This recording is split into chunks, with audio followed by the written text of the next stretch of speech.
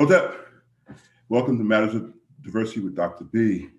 And today we have as our guest our trusty, beautiful community officers, police officers here at UCF, Carl Metzger and,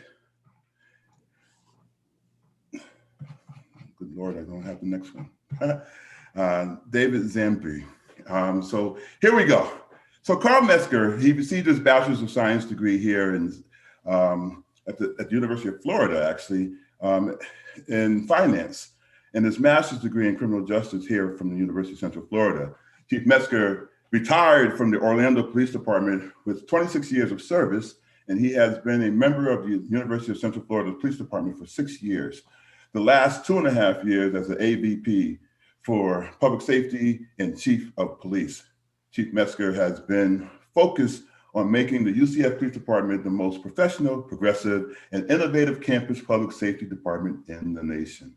And David Zambri is currently the Deputy Chief of Police. And let's hope that they didn't change any of these titles because I'm reading this bio from our show in December. Here at the University of Central Florida, he has been at the university in the police department for over 27 years and has either managed or worked in every area of the department. So we can kind of talk about that today.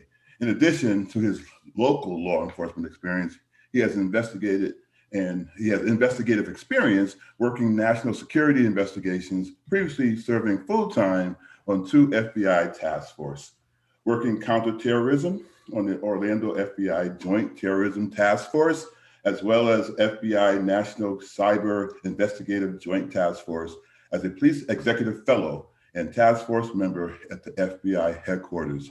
He holds a bachelor's degree in criminal justice and a master's of public administration from here at UCF. In addition, he has participated in professional law enforcement leadership development, attending the Southern Police Institute Command of Officers Development Course and the FBI National Academy 259th session. And with that, let's bring them in. And wow, you all have a lot of things on your sleeves, a lot of accomplishments. So thank you for being here today. Today we wanted to kind of talk about what the university is going to look like coming back in full throttle mode, right? I think it starts for you all in full throttle as soon as Summer B starts, right? Is that what, June 23rd? Is that what you all are hearing as well? Absolutely. First, thank you for having us again, Kent. Oh, no worries. And it's a pleasure to be here.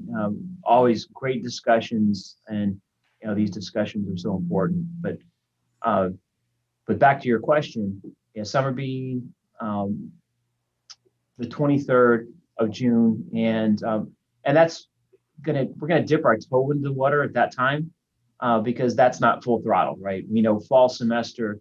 A regular fall semester is going to be full throttle for us. It's always the busiest time. I'm equating this upcoming fall semester as the hibernating bear, that's emerging from a long slumber out of the cave, and it's ravenous, right? So I think, we have freshmen from last year who never came to campus, right? A lot of them, right. And now they're coming. So they're sophomores this year, but really, this is their first exposure to university world. And then we have our incoming freshmen, our true freshmen. So we're going to have 2 complete classes of students who are new to our campus. So, which is something we've never experienced before.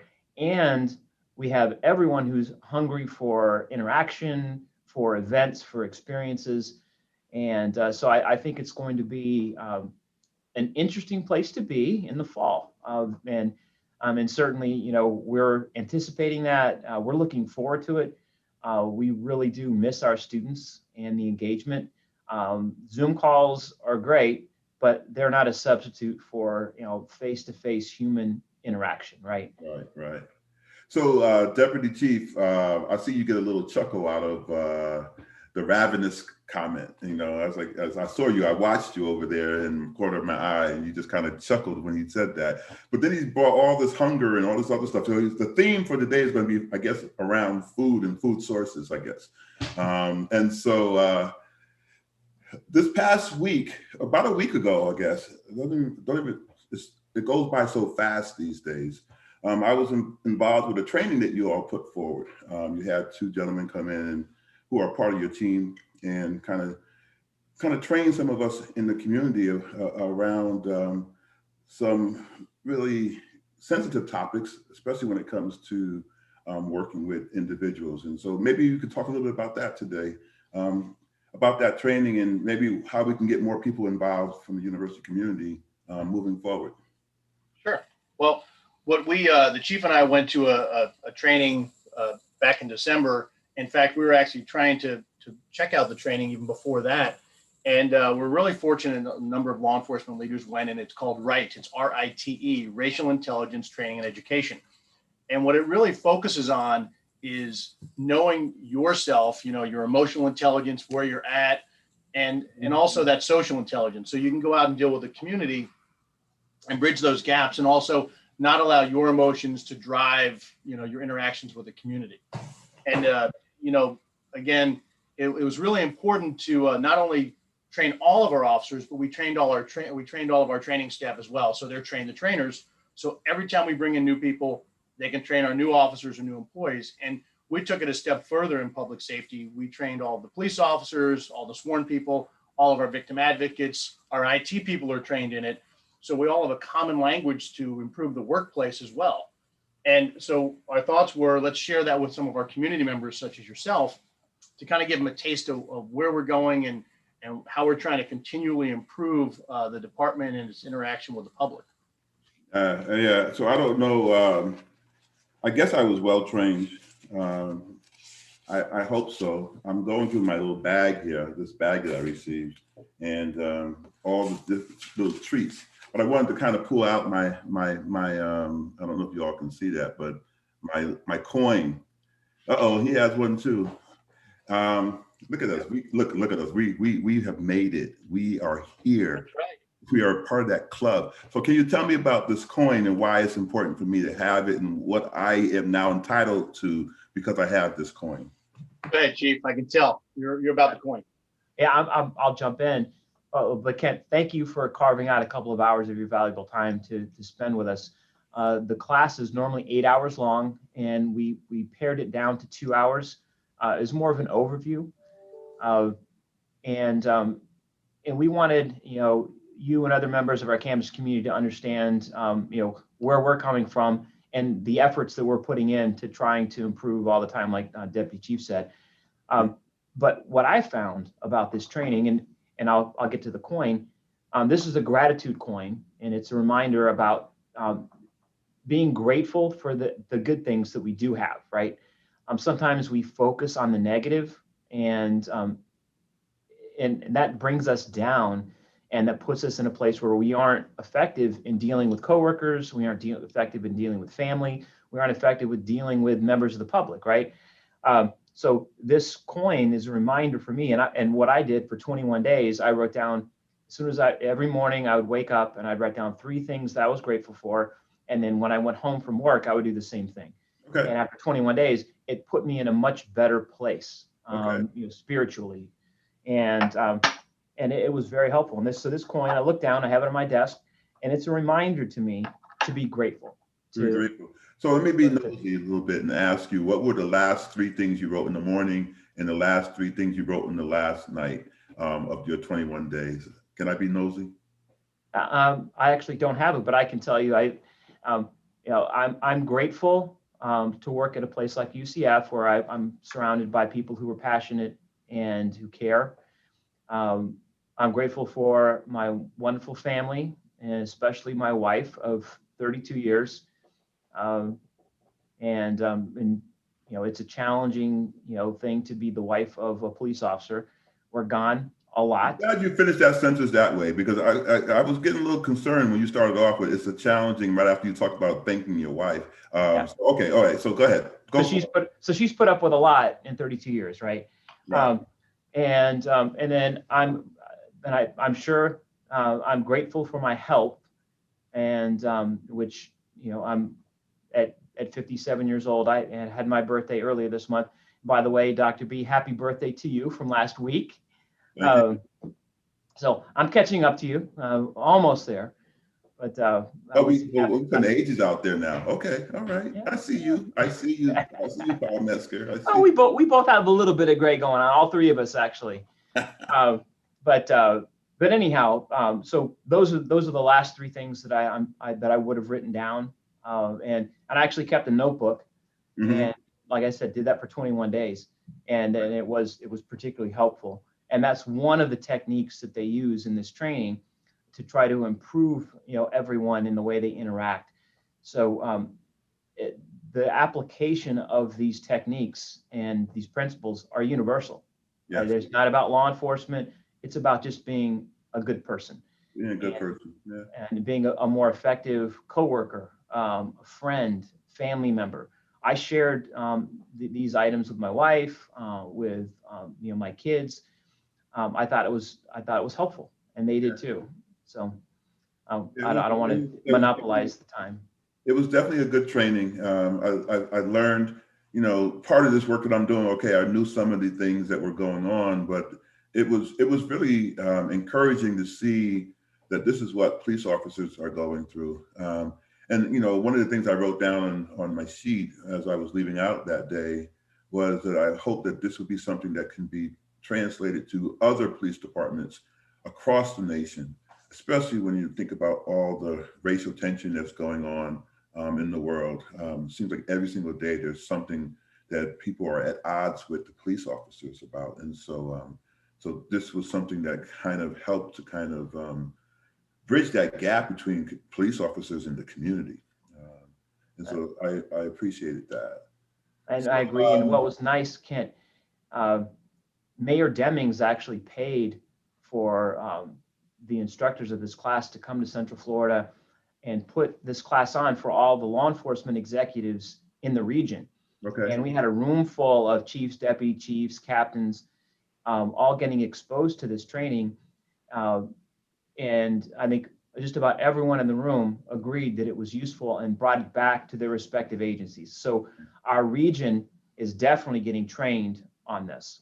right, I think that I think as a region, we do a very good job. I think the professionalism of law enforcement in Central Florida is much higher than other parts of the country. hmm, That's just that's based on what I've seen in the media, right? I haven't policed in other parts of the country, hmm, but after 32 years of being in the profession, a lot of the problems you read about and you hear about, we just haven't really had here.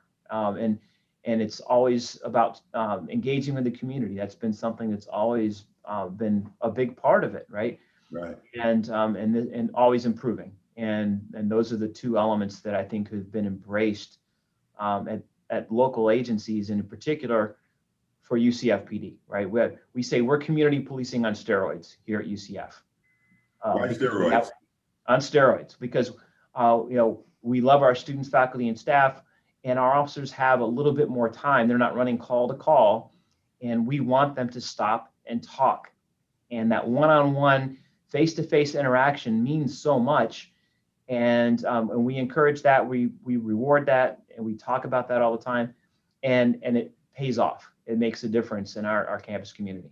How large is your department? How many police officers or personnel do you have? We have 83 sworn officers right now. Wow, that's a lot. And just to put it in perspective, the Orange County Sheriff's Office, has closer to 2,000, and the Orlando Police Department has 850 or so. So they're about 10 times as large as we are. Yeah. So, but we're also larger than many of other local agencies as well in Central Florida. Yeah. So it runs the gamut from 12 officers to a large agency like Orange County. Nice, nice. Deputy Chief, what were some of the highlights from this past semester? Now that we have kind of come to a close and we just started the first week of school for the summer sessions, what to you were some of the highlights of the spring 2021 semester? I think every time I got to see someone in person and speak to them was a highlight here, right? I mean, it was kind of different because, the Zoom calls are nice, right? but it's been great. Every time you can go out and interact with some colleagues on campus, maybe do a little student interaction. What's really going on right now that's great is, as the university is opening back up, we're doing a meet and greet with housing staff. So that way we can start gearing up, for the excitement of what's coming up in the fall. Because, we have to remember that the business has changed for everybody here. So it's great for us to have our officers get to meet with them, do a little of that personal interaction. And then we're also going to move into some training before the semester opens up. So I think that's really exciting. I mean, the most fun that we've had is probably a few Zoom calls. Coffee with a cop at home, I think, was a fun one we did over the last semester. But that personal interaction is really exciting. And in fact, that we met with athletics a little bit to talk about game day earlier, and so everyone's looking forward to that real student experience, right? That university experience that everyone really comes to UCF for in other places. So that's really what we're gearing up for and excited about. So with that, so every day when you were coming to work, was it boring? It's never really boring. There's so many administrative things we have to do. So again, if we're not in the middle of, we'll just use football. If we're not in the middle of football, we're preparing for football. If we're not in hurricane season, we're preparing for hurricane season. And of course, we did a lot of training with our personnel, like we talked about right training. We pushed out a lot of additional training, whether it was via Zoom or some in-person courses. So definitely not boring. I would say we actually found it to be oddly busy, considering there was a pandemic and there were less students here. So that was kind of the take, that we felt there was almost seemed like there was more going on to catch up with what we had to do, and just really adapt and pivot, just like the academics units did. We had to pivot. Yeah. Change what we were doing for our staff. Right. Chief, any promotions or new additions that we as a community need to know about? Absolutely. We've hired 3 new officers, and they're actually, I greeted them earlier today and had a nice conversation with them.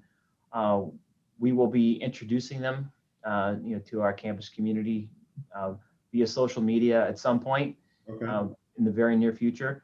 But we're very excited about them. It's nice to find the right fit for our campus community. Not everyone is suited to be a police officer, and there's an even smaller subset suited to be a police officer on a college campus. Okay. And so we think that we've hit the jackpot with the 3 officers that we found, and they have the right mindset to serve our campus community. It's a service mentality, and I couldn't be more pleased with nice. them and their progress. I noticed that quite a few of the officers have had some tie to UCF in some capacity, similar to like Deputy Chief here, who has his degrees from here. You have one. We'll have to work on that. But you said something that made me a little curious about not everybody is suited for this work. How do you weed out people, or how should people weed themselves out of moving into this type of profession? And I'm saying that in light of all the things that have been happening in the past couple of years, especially with police and Black community and things along those lines. So how do we kind of, like in the counseling field where I'm from, we gatekeep, right? We know whether or not somebody's a good fit, whether they're going to do harm to clients. So what do you all do in the police department to ensure that people who are coming in hopefully don't turn into people that you don't want coming in? And Dave, I'll let you jump on it first, and then I'll close it out. Sure. Well, first thing, we do some really great active recruiting. We go out and meet people before they even come in the door. So that's really important, right? So you can kind of sense that fit. But as far as gauging if they're going to do harm, like those type of questions, we do a very thorough background investigation. So we do a psychological exam. We do a CVSA. It's basically a polygraph, a lie detector, but it's done a little differently. We ask questions that are very probing into, for instance, are you interested in organizations like whether it's the Ku Klux Klan or anything that's that's anti-government, and we really delve into that. We also will look at their social media, and we're going to do a full background on them. We also do neighborhood checks, talk to spouses. So you really try to get a feel of who that person is. Usually, like I said, we know a lot of that before they get in there. So we really try to find that fit. And, one of the things we're launching right now is we're doing a campaign as we launch some new positions, which is backpacks to badges. And our goal, because like you mentioned, people who are from here are already invested. So we're trying to invest in our students, right? What better than to hire someone who comes out of UCF as a student to be a police officer? And the goal of that is, sometimes it's pretty tough to put yourself through the police academy. So we're going to hire them from UCF, put them through the police academy, and then indoctrinate them into how we do business, right? Because sometimes people from different agencies do things different ways. So let me ask you real quick. What is the typical age, the youngest that a person may become a police officer? State of Florida, I think it's 21 now. And usually, you can get some folks who are 21, and some people are more mature at different ages, right? And people have a calling at a different age. And sometimes they've had a family member who's been in law enforcement, like Chief Metzger's son is in law enforcement. And, former Chief Barry, his children are all in law enforcement. So they've already been exposed to it.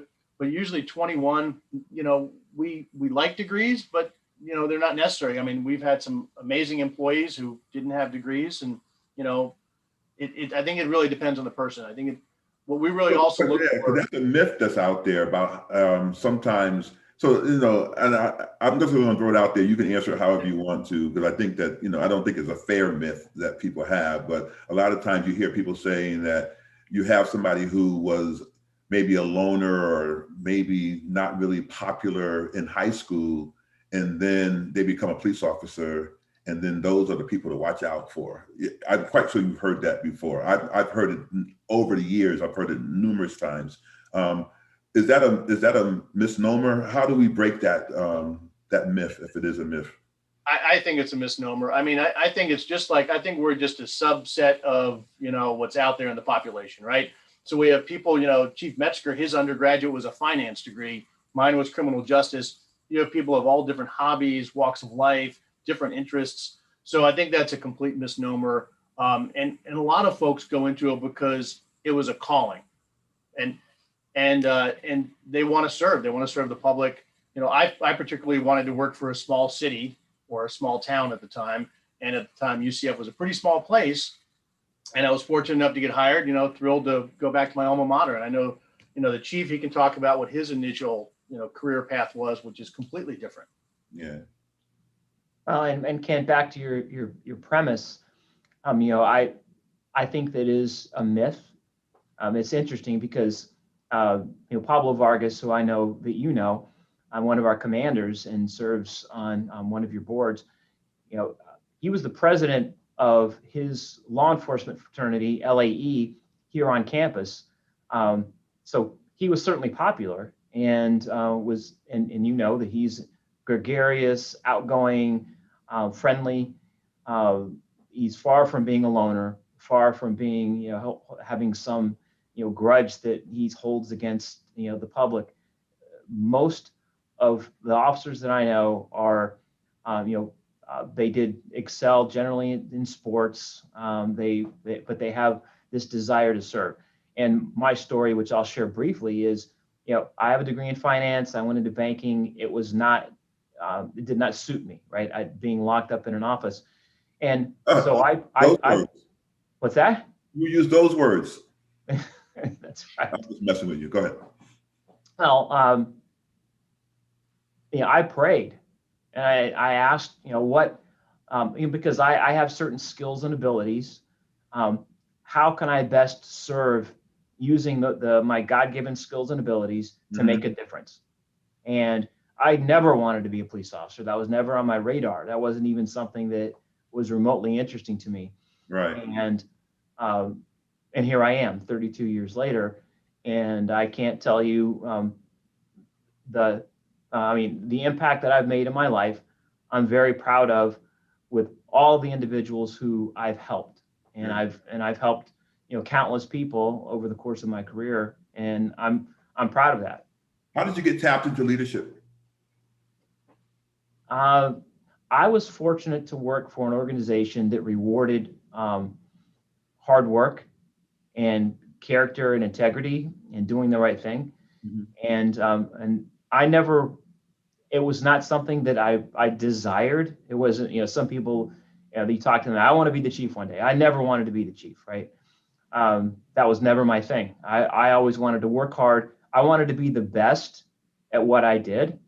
And I was fortunate enough, like I said, to work at the Orlando Police Department, and I was recognized for my hard work and my integrity, um, and I was promoted, you know, time and time again. And I eventually left Orlando PD as a deputy chief over patrol. So I had about 400 officers working for me at the time, and so I can't say that I fell into it, but doing the right thing, which is what we preach here at the UCF Police Department, and we push that hard.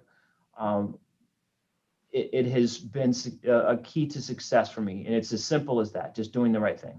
Yeah. So I watched this show. It's called The Rookie, and I don't know how close it resembles what you all go through. It's a Hollywood show, right?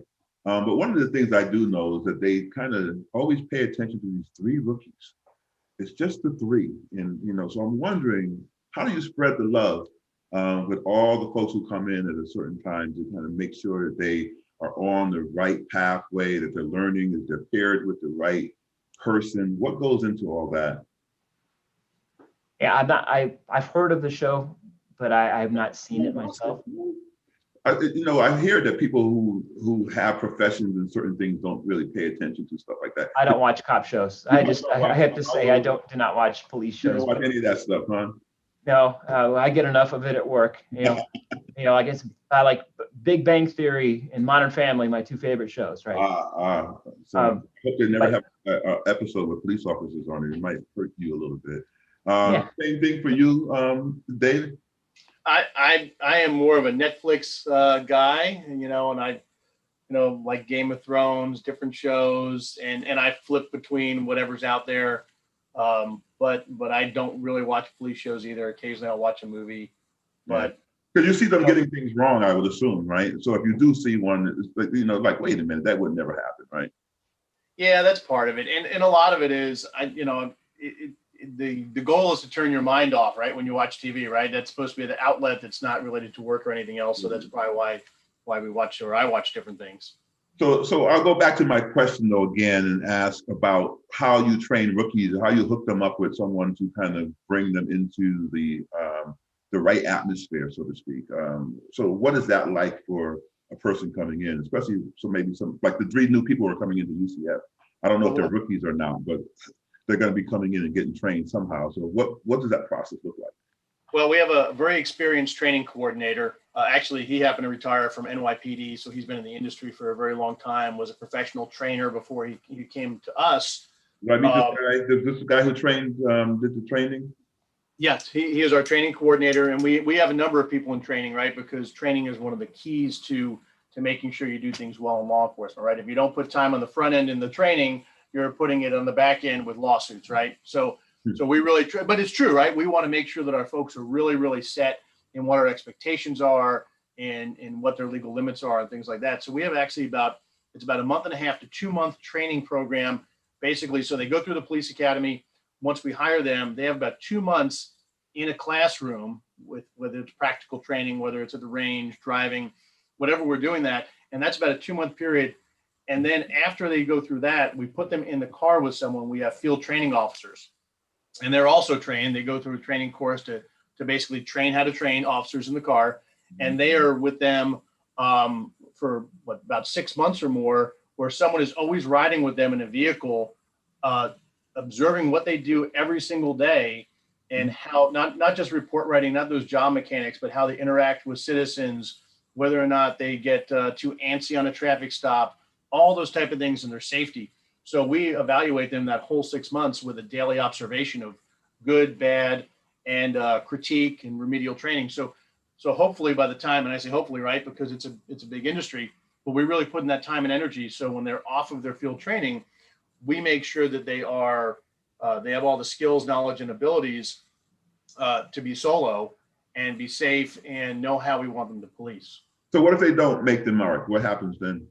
If they don't make the mark, we'll, like first thing I mentioned, we'll do some remedial training, right? So if there's job mechanics, things that we need to work on, and if they can't do that, then, and if they don't have the right attitude, can't police our community, then they would be, their employment would be severed with the university. Oh, wow. Because we are, we're not going to, sacrifice quality and what our community deserves, to be short-sighted. Right. And it's about culture, Kent. It really is. And, from the time they walk in the door, we preach, our culture, right? Our culture of service, our culture of excellence. And, we don't compromise that excellence. And we've had a number of people who they've made it through the police academy. They made it through, I call it orientation, that first 2 months, which is all, classroom and the way we go about doing our business. And then in field training, when they're actually out there doing the job, we see that they are not going to cut it, right? They're not the right fit for our campus. They may not be the right fit for the profession. In many cases, they recognize that themselves. Okay. And they say, you know what? I didn't really know what this would be like, and now I'm seeing it. This is more than I bargained for. Okay. And they say, okay, I need to make a career move, and then they decide to move on and do something else. Sometimes we need to move them on, but we aren't going to settle, right? That's just not part of it. Right. So that's neat. That's also really good to hear that so much goes into that people just don't walk in the door and say, hey, I want to be a police officer, and boom, we have to make everything work so that they can stay in that particular situation. Now, would any of them move away from being a police officer but still staying in police enforcement? So, like, say somebody came to you after going through all this training, and they say, I'm not cut out for this, right? I didn't realize the gun was loaded. Like, remember that commercial? The gun was loaded. And so, what if they say, you know what, this is not something that I want to do, but maybe I can do. And I know that you all have like positions like the community officer. They're not necessarily police officers per se, I don't think, but they serve in a capacity for the police department that does other things. Do other people kind of make those type of decisions to kind of move into a different area? They do.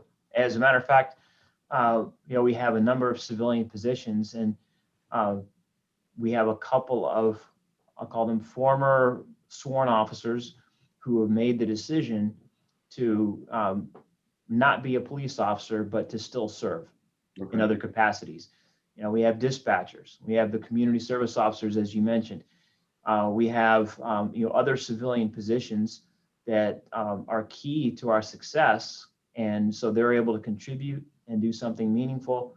But they're not a sworn officer. They don't have a badge and a gun, but they're making an impact, and that's I'm too old to come over there and be a rookie, huh? Come on, let's do it. No, bring it on. And when I was at the Orlando Police Department, we had a gentleman, Bob Montgomery, who went through the police academy in his mid-60s. Okay. And became an officer. So that's a very unusual, because the academy is very physical, right? It would be very unusual if I were to do that. It would be very that would be very unusual. So the work between the police department and the university has to really kind of meld, right? It's like one in terms of what your mission is and what the mission of the university is. The university, for the students and I guess employees, have the creed, the UCF creed. How much is the creed a part of what you all do as well? I'll let my UCF double degree, all family went to UCF answer that one, then I can jump in at the end. Well, I think the creed, I think, the integrity piece, and I think really the way to look at it, if you're at UCF, if you're a faculty, staff member, we're really your colleagues, and we're really here to improve the student experience, just like whether you are as a professor whether someone's out there in SDES providing services, we're really trying to improve and enhance that student experience as well. I think the challenge is sometimes, right, we are the group that sometimes has to step in and say the activity you're doing is illegal or is a problem, but that is really to protect the greater good, right? And sometimes that's a challenge because we want to build those bridges, have that community engagement piece, but sometimes, you know, unfortunately, we are the law enforcement arm that says no, right? Yeah. Or does recognize a student is doing something illegal, such as driving under the influence, and we have to protect them from themselves and protect the community from them. So I think that's how we fit into the greater UCF picture, because when there's a lot of things that go on here, they invite us to sit at the table and solve those problems together, right? And even if it's not necessarily a police problem, sometimes we're brought in because it could be a logistics issue or how we're going to change this. So I think that colleague mentality, I think, really is how we blend in with the university. And, you know, if you look at something like CARES, I mean, police and CARES, we work together very well. There's a number of students who have needs and challenges. So there's that interface between us and CARES that really keeps our students safe.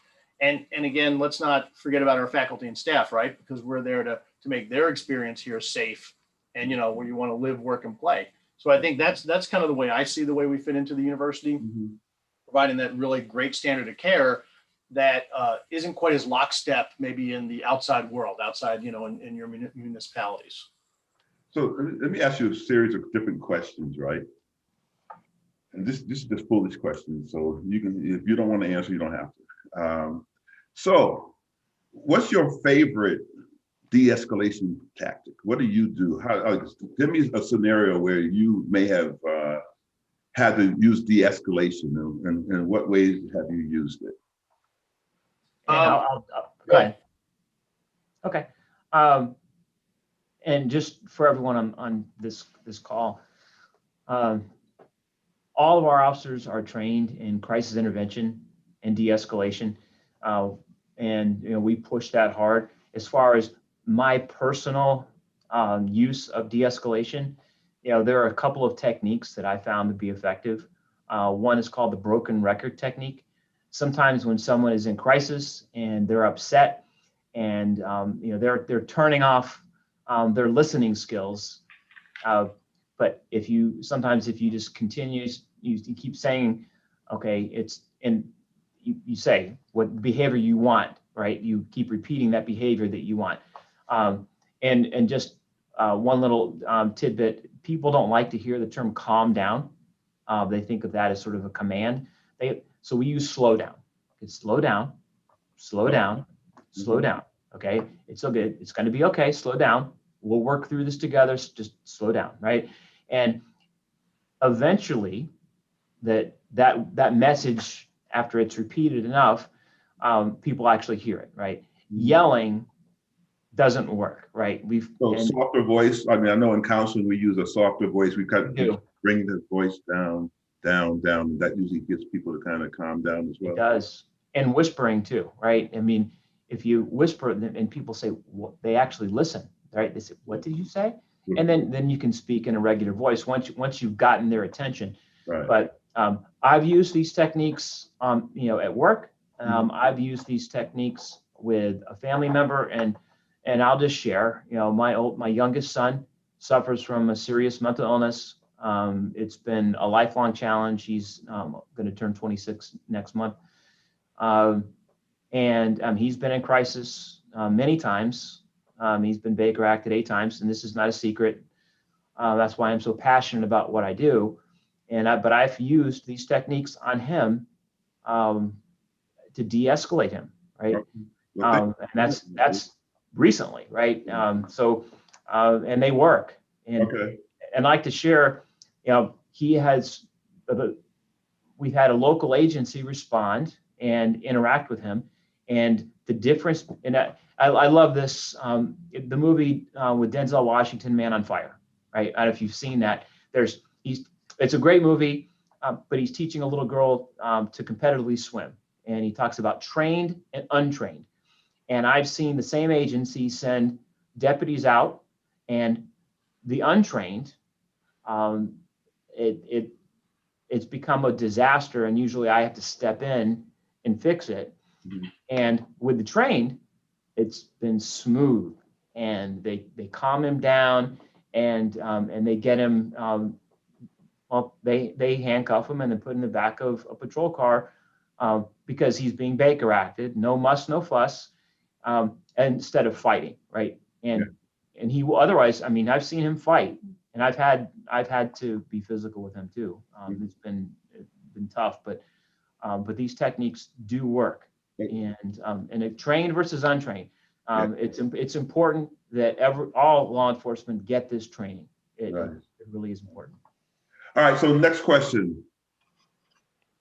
For some reason, I lose my head and I don't know what I'm doing. I'm 6'4", as you all know. And so say my hand, for some reason, looks like it's going towards your weapon.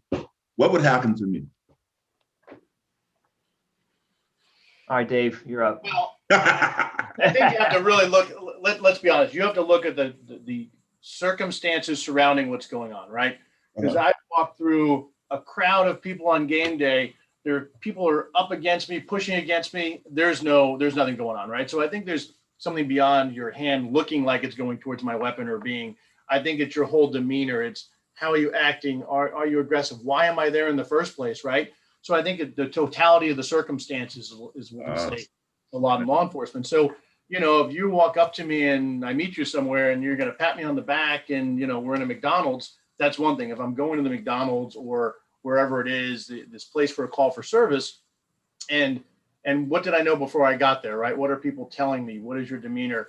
And I think the honest answer is, sometimes no one knows what anyone really thinks, right? So you have to try to put time and distance between you and someone, right? Slow things down, like the chief said, slow it down, and put yourself in a good position where you don't have that opportunity for me to think you're going to get my weapon, right? If we're talking, we're at a distance. And if you're agitated when I get there, there's a couple different things you do, right? Time. You can use time, you can talk, you can listen, and you can wait for more law enforcement response.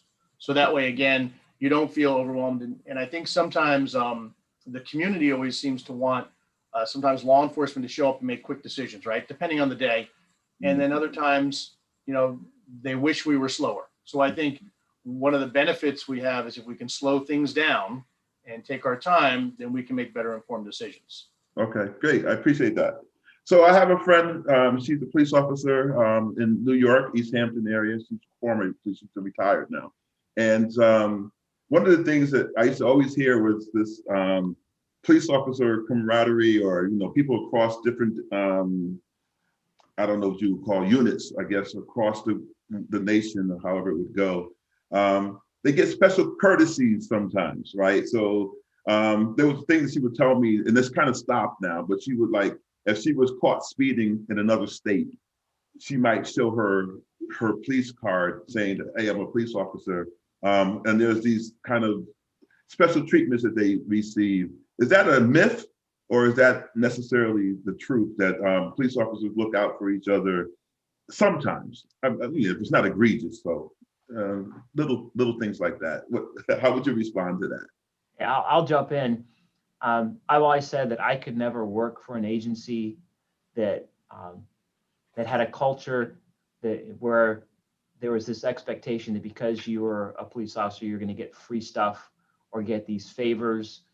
I do think that's sort of there are other parts of the country where that is a cultural thing, or at least it was. I don't know if it still is, like you said, Kent, but I never really saw that here in Central Florida.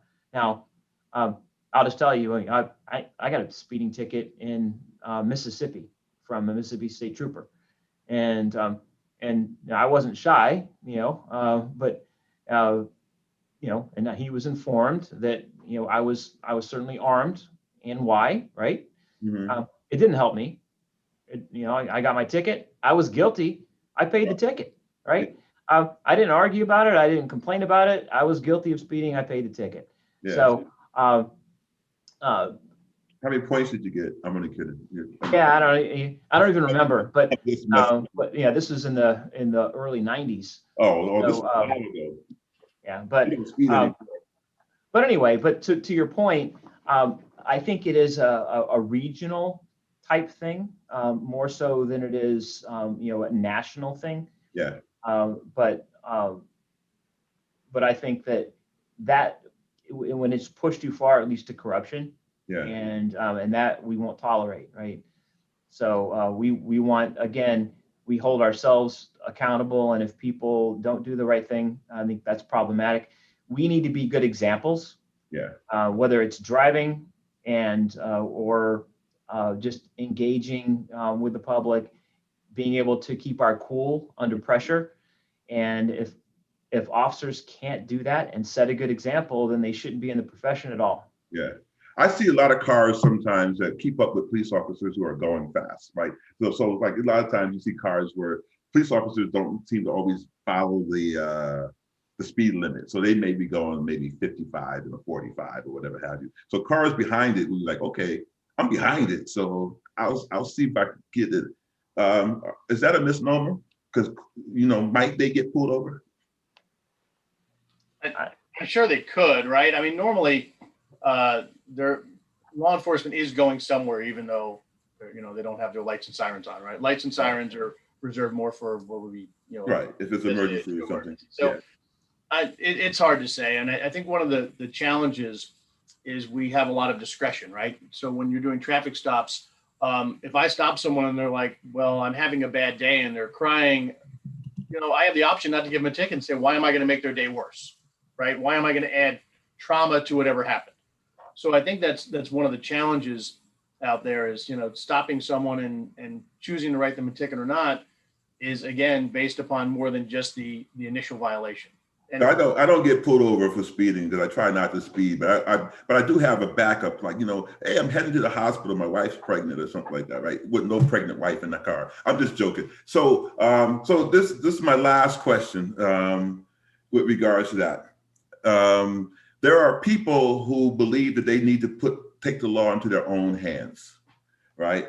I think about what happened with the Capitol insurrection in January. I think about what people have done in the past, like I don't want to bring his name up, but what happened with the George Zimmerman case and things along those lines, where somebody says, I'm not a police officer, but you know what, I'm going to go out here and I'm going to say something, or I'm going to make a community arrest or whatever, those types of things. What would be your advice to people who think that they shouldn't contact you all as police officers, especially on our UCF campus?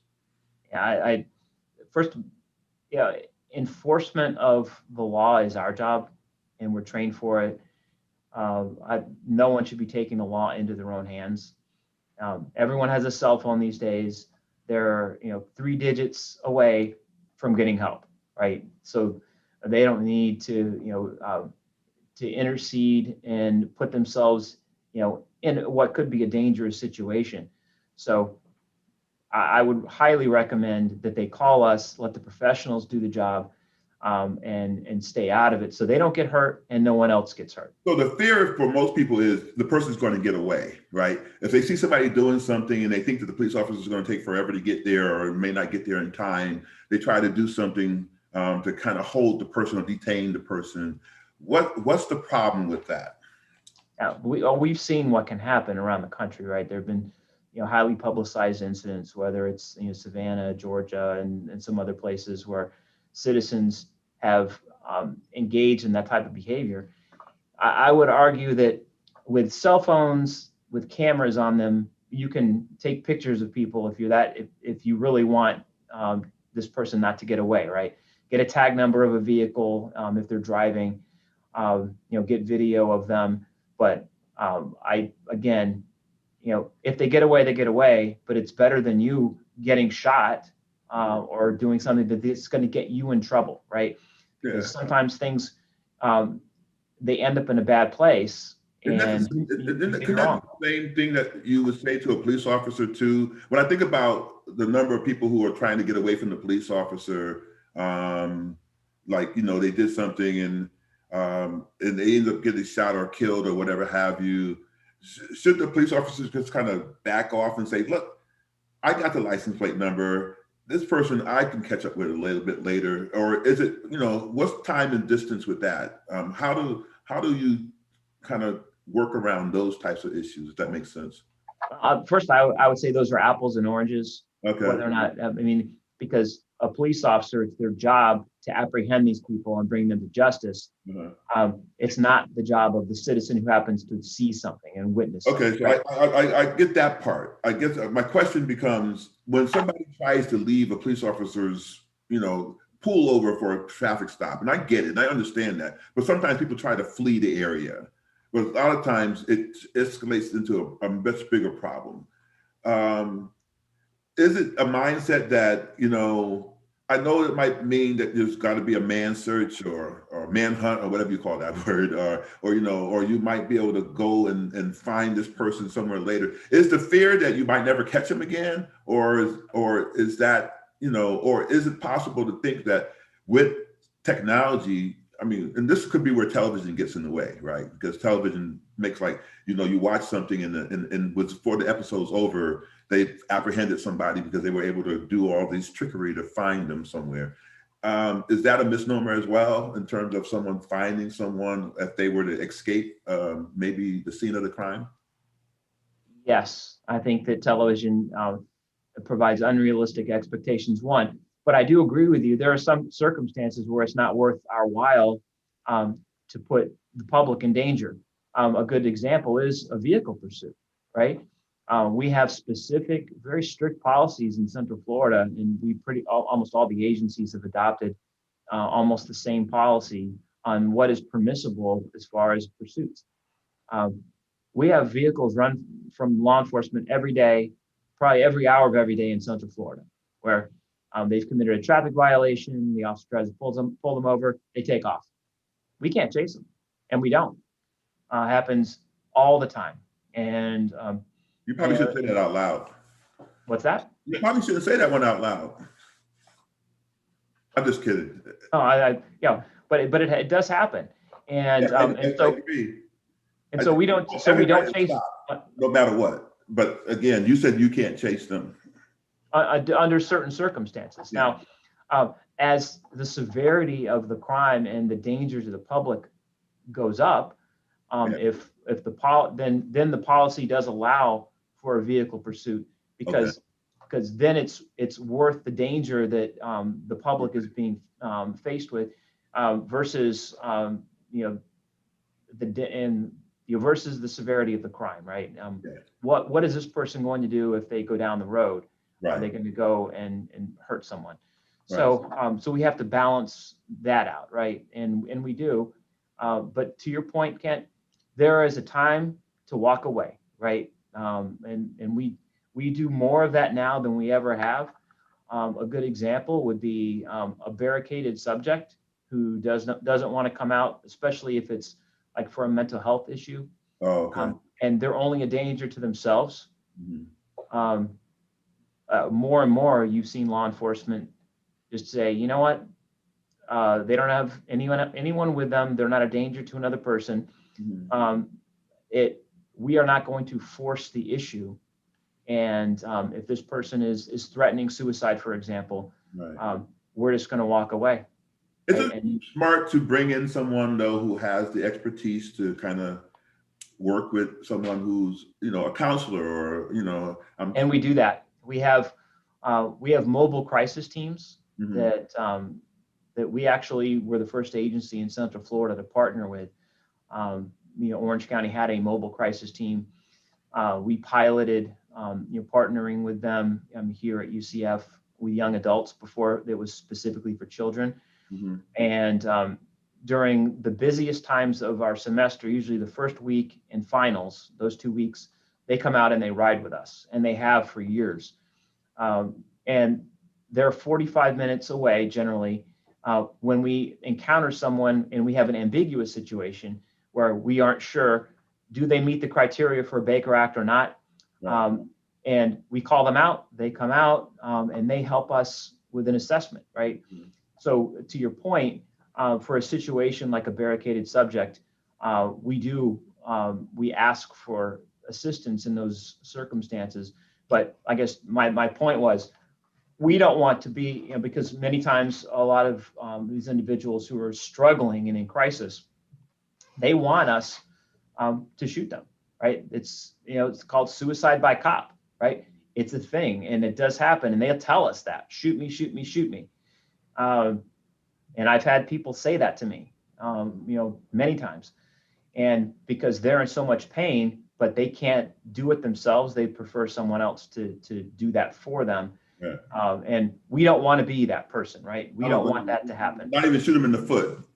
Yeah, we don't want any part of that, right? Right. So, so to your point, yeah, there's a time and a place to walk away, and we talk about that, right? Is it worth the risk to the individual? Is it worth the risk for the officer? Is it worth the risk to the public to keep pushing on?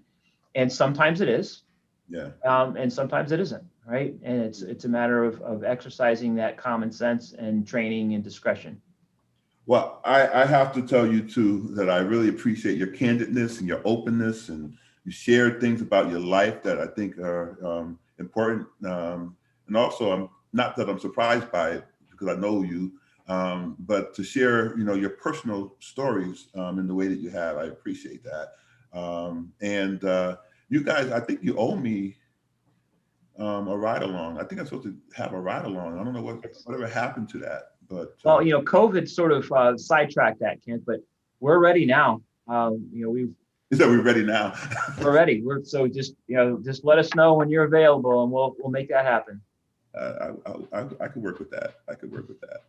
All right. So, but thank you all. I mean, the hour kind of flown by. I have so many more questions, so I guess I have to just hang out with you, in my ride along, and get them all answered then in regards to that. But thank you for, again, just your honesty and for opening up. I think that the university campus needs to know about our partnership and who we are and why we do what we do and why you guys are important to the team. And so I appreciate you coming on again. Just 5 months ago, you were here and you came back again. So I guess maybe something is working in our favor. So it's good to see you, and thank you. And we'll talk again soon. Thank you so much, Kent. I appreciate it. All right, no worries. Thank you. Any last words, Deputy Chief? No, I mean, I think the chief covered a lot of ground there at the end, and it's always great to be here and have these conversations. All right, good. All right, you gentlemen, take care of yourselves, and we'll see you. Write down 3 good things that happened with this podcast before you go to sleep tonight. How's that? That work? That's perfect. Sounds great, Kent. Let me find my coin. Where's my coin? Oh, I put it back in my bag, but I got my coin.